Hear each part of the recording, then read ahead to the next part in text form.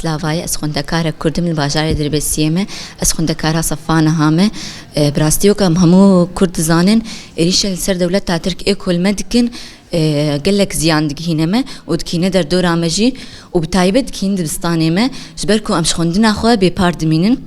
قلك خوندكاري كردجي نا امتني وكشنقال عفرين وهر وكيدين جيش خوندكار خو خوندنا خو ببارد مينن وامنا خوازن كوفيدشتي وام خوندكارني صفينا هاني يعني بكالوريا هنا وهر وكيدين جي هنا امنا خوازن كو ام خوندنا خو نيفي بكنش ام تخوازن ام خوندكارني سركفتي بن امنا خوندكارني خوندني ببار بمينن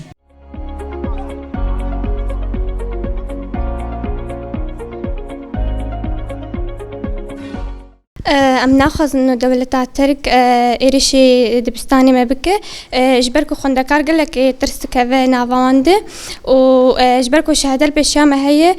ناخذ انه مدرسه خو ببارمينن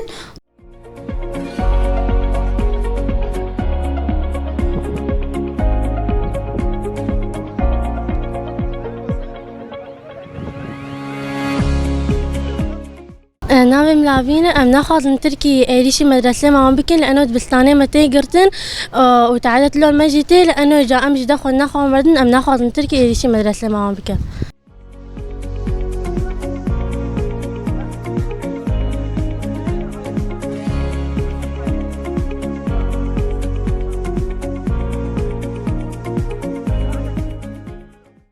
نابي من عروجه از دبستاني دخوينم ورفانا هامه از ناخذم قلت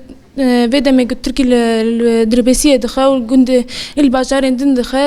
از ناخذم كو الدبستانا بخا واللي دردورا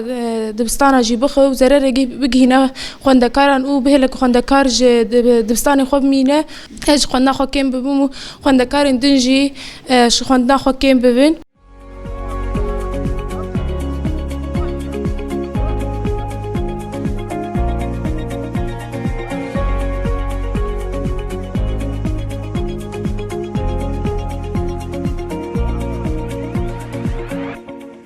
اما وقت شاگرد خوازن ورن دبستان اخوا ومزمان اخوا فير بفن لي افيريش دولت ترك ناهي ورن دبستان اخوا ومزبستان ما قدك لي بلي ام دوام اخوا مستمرن ومي ورن دبستان اخوا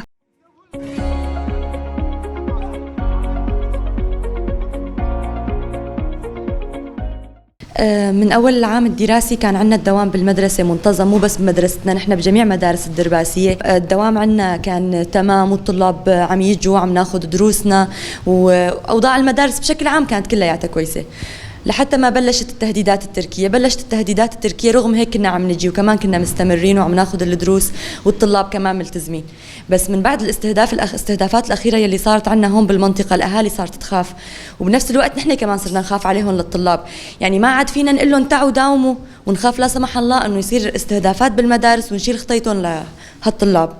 وبنفس الوقت كمان بدنا اياهم يجوا انه هن بانقطاعهم عن المدرسه عم يتاثروا ويصير ضرر كبير كتير عليهم رح يتاخر المنهاج وما رح يلحق معنا المنهاج وما رح نقدر نعطيهم المنهاج بشكل كامل وبشكل منيح مثل اي سنه طبيعيه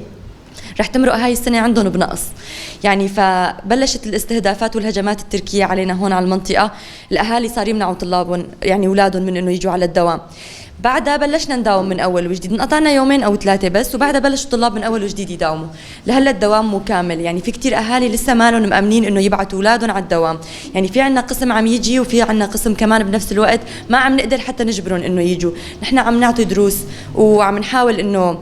نستقطبهم من اول وجديد لحتى يرجعوا يجوا على الدوام بس لهلا في بعض العوائل والناس خايفه وبنفس الوقت ما بنقدر نمنعهم يعني حقهم الطبيعي انهم يخافوا على اولادهم يعني بشكل عام هالاسبوع ماشي الحال بلكي ان شاء الله بنتامل انه الاسبوع الجاي يكون الدوام احسن الاهالي تشوف انه الوضع نوعا ما استقر يرجعوا يبعثوا الطلاب من اول وجديد مو بس عندنا بالدرباسيه صار هذا التاثير صار في عندنا بزرقان وهنيك عندهم التاثر اكبر لانه القصف والاستهدافات عندهم هنيك اكثر فالمدارس هنيك اغلقت بشكل نهائي العالم اضطرت انه تنزح اولادهم ما عاد يروحوا على المدارس يعني اذى كثير كبير لحق القطاع التعليمي من ناحيه الاستهدافات وهالضربات وهالهجمات لهيك نحن بنتمنى يعني انه